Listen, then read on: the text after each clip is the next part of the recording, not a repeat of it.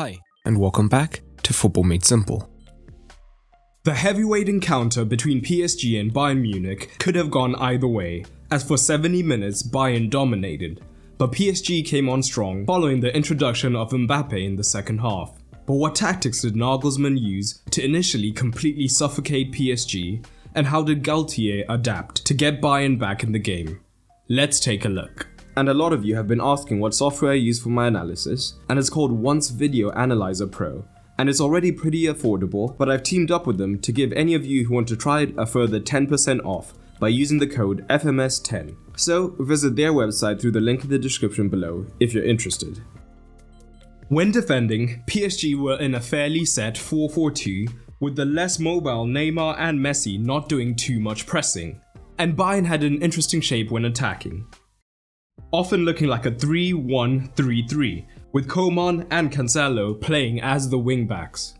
That was part of the reason that PSG opted for this 4-4-2, but it wasn't just a regular 4-4-2, they aimed to be extremely compact, both in terms of the vertical space by keeping the defense and midfield close together to limit the space between the lines, but as well as the horizontal space, with the wingers and the fullbacks operating extremely narrow on the pitch.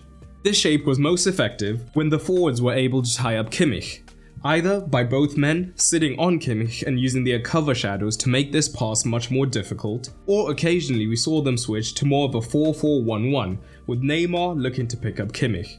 So PSG are in a fairly compact 4-4-2 with Messi and Neymar higher up the pitch. And Bayern were pretty dedicated with this shape of the back three with Pavard tucking in, Kimmich as a single pivot, a central three made up of the rotating Sane, Goretzka and Musiala, whilst Coman, Choupo-Moting and Cancelo were the front three. But when Neymar and Messi were caught higher up the pitch, which did happen on occasion, Kimmich was able to receive. And usually operating with a single pivot is risky as they can more easily be picked up.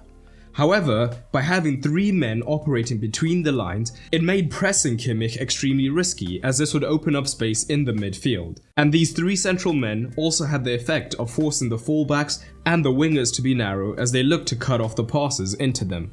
So PSG generally had to be more passive and chose to prioritize protecting the center of the pitch and zone 14. So here's one of those occasions where Messi and Neymar are higher, meaning that Kimmich has space to receive. On this occasion, Verratti had begun to press Kimmich, and he could have found the man between the lines if he needed to.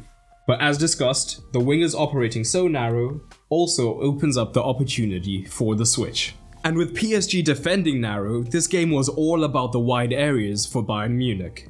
And like we just saw, this could be by a direct switch to find the fullback, but when Messi and Neymar were operating deeper, Bayern had other ways of instigating this. They could directly find a wingback, and with the likes of Sane and Musiala between the lines, when they supported the wingbacks, they would naturally create an overload to one side, which would force PSG across the pitch, again leaving space for the wingback on the far side. And this shape was possible on both sides, as they could also overload the left and find Cancelo with the switch. But they also used their 3 versus 2 advantage well, as the wide centre-back could be found, and when they drove up the pitch, PSG didn't want them to progress unchallenged as this would begin the overload. So what we often saw on both sides is that a winger would be drawn out to the wider centre-back on the ball, and because they were so cautious about protecting zone 14, the rest of the midfield would shift across to try and cover this. Again, this would naturally leave the switch open to the winger, leading to many problems as there could now be a 1 versus 1 situation, also supported by the man in the half space either making runs or providing an option deeper. Initially the midfield 4 are fairly central, Pavard receiving draws his man across, and the rest of the midfield has to come across to compensate to prevent the overload in this region. On this occasion Pavard does go out wide, but you can see the potential for the switch is there. But it's important to note that this potential for the wide overloads wasn't just present in the midfield regions. When PSG had to defend their box, it often looked like this, where they would basically maintain their 4-4-2 shape except operating much deeper, again looking to cut off the potential for combination play in these central zones. But the problem with this is that when the ball did come in, the fullbacks were often occupied by one man, and the fullback would be able to come round the back or even the additional midfielder to make it a 2 versus 1 at the back post. So again, we can see just how narrow PSG are, meaning that Coman is free at the back post, as well as Choupo-Moting. And he actually gets on the end of the cross, but unlike his goal, doesn't finish. This even presents in the goal.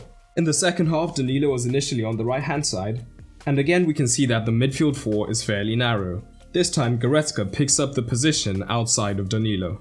Much like we saw when the wide centre backs had the ball, the winger is drawn to the man, and in this case the midfield was still shifting across. And Davis's positioning out wide opens up a gap in the half space for Choupo-Moting to be found. This now means half of the back 4 has been dragged across to the left. Davis crosses, and as discussed, there were often 2 versus 1s, and Coman is able to finish.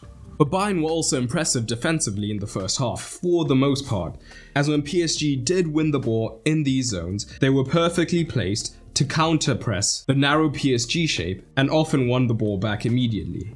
But Bayern Munich were also often aggressive with their defensive shape. They often switched to a front 2 of Sané and Choupo-Moting, who would both be ready to pick up a centre-back each, with Cancelo and Coman pushing extremely high up the pitch to support this. With the wide men being free, would look to drop in whenever Coman was pressing high up as cover. But what this shape allowed is that when the ball went live, the centre-back would immediately be under pressure, and Musiala could press the pivot, who was the easy outlet option, and the far side winger would then tuck in onto the second pivot, limiting the options that PSG had available to play out. As the match progressed, PSG did end up staggering their pivots in the build-up, so that in this phase they would have a 3 versus 2 and could more easily build up, as they could look to avoid the pressure more. Coman, Musiala and Cancelo in behind are ready to join Choupo-Moting and Sané in the press.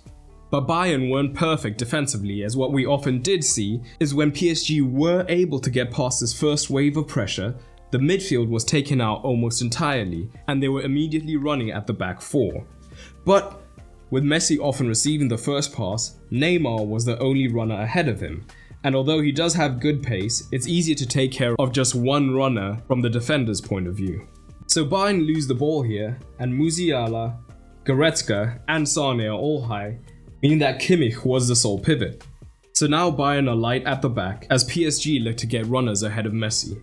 And Bayern are just about able to get away with this as Cancelo covers.